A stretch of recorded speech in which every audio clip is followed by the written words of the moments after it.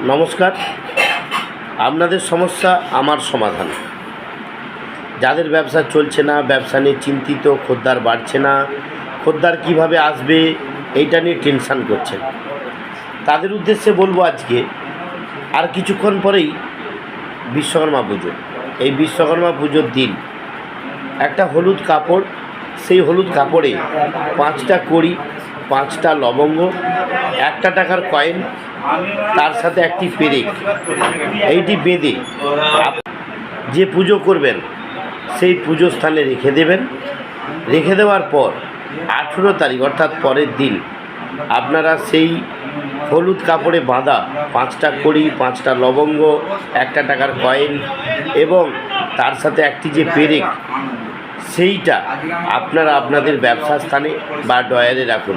অবশ্যই এই বিশ্বকর্মা পুজো থেকে আপনাদের ব্যবসা শ্রীবৃদ্ধি হবে এবং ব্যবসা আগামী দিন আরও উন্নতম হবে এবং খদ্দের বৃদ্ধি পাবে। অবশ্যই আপনারা আপনাদের এই টিপসটি প্রয়োগ করুন।